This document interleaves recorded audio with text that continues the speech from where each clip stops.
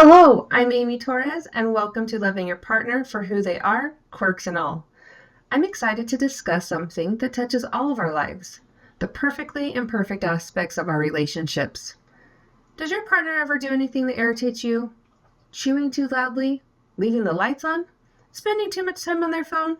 Or many of the other small and large things that can disrupt the flow of your happily ever after? As Dr. Gary Chapman wisely said, love is always freely given. Love cannot be demanded. This perspective reminds us that true love involves accepting our partners as they are, including their imperfections.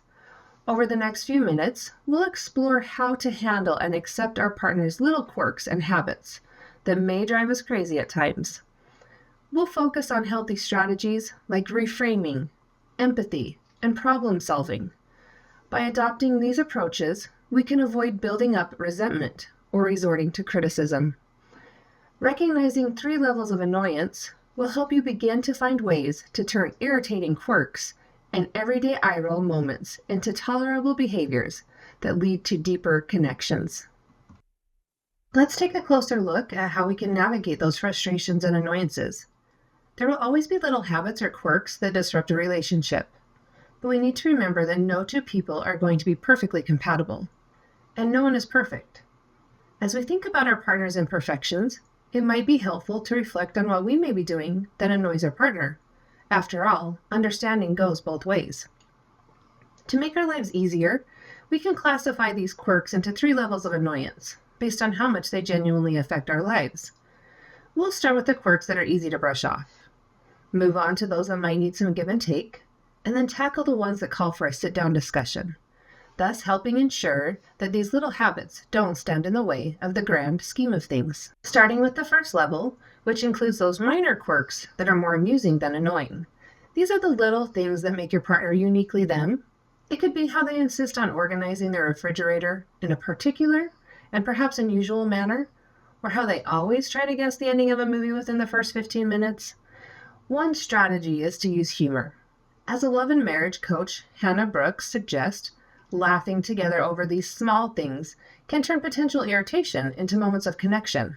So the next time your partner does something mildly annoying, try to find the humor in it. A shared laugh can diffuse tension and bring you closer together. In situations where humor isn't enough, it may be helpful to take a step back. Reframe your perspective by asking yourself, maybe I don't understand why my partner does these things, but does it really hurt anything? Or does it need to bother me? Moving on to level 2, we encounter those quirks that aren't quite as easy to brush off with a laugh, but aren't deal breakers either. These habits might rub us the wrong way more than we'd like to admit, and require a bit more effort and creativity to manage. For instance, consider the scenario where one partner prefers the TV volume high, while the other enjoys a quieter environment. These common situations can easily disrupt the peace, but also presents an opportunity for compromise and understanding. In this case, a compromise might involve investing in wireless headphones or setting up a specific TV room. This allows one person to enjoy watching TV at their preferred volume without disturbing their partner. It's a simple solution that respects both partners. By working together to find practical solutions, you reinforce the notion that your relationship is a partnership where each person's comfort is valued and protected. Finally, we come to the 3rd level, which includes issues that need open and honest communication. These issues aren't inherently intense, but can lead to conflict if not addressed. These might include differences in social media usage, division of household responsibilities, or how to spend leisure time. As Annabelle Balsotto, a licensed marriage and family therapist, advises when discussing these situations, schedule time to sit down and talk.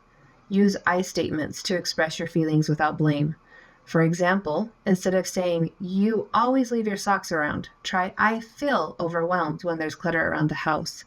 Additionally, be specific about the problem. Focus on behaviors rather than character traits of your partner. Propose solutions and be open to compromise. Remember, the goal of these discussions isn't to win an argument or fundamentally change who your partner is. It's about adapting to each other's needs and creating a relationship dynamic that supports both individuals. Now that we've explored the 3 levels, let's look at some practical tips for embracing imperfections in our relationships. First, we can practice self-awareness.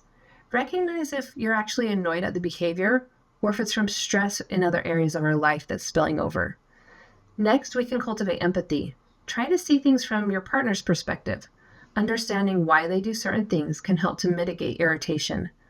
We can also focus on appreciation. As we express gratitude for our partner's contributions to our lives, this can often overshadow any minor annoyances. We can also use challenges as opportunities for growth. Every hurdle overcome is a step forward in our relationships.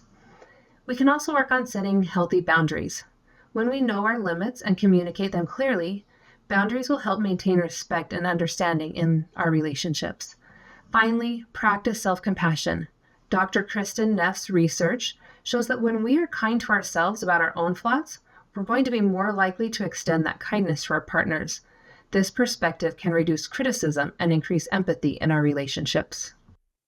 How we handle these small things throughout our relationship can significantly impact the big picture. Let's take a minute to consider the long-term benefits that come from doing this. First, we will increase relationship satisfaction and longevity by actively working through annoyances and embracing each other's quirks.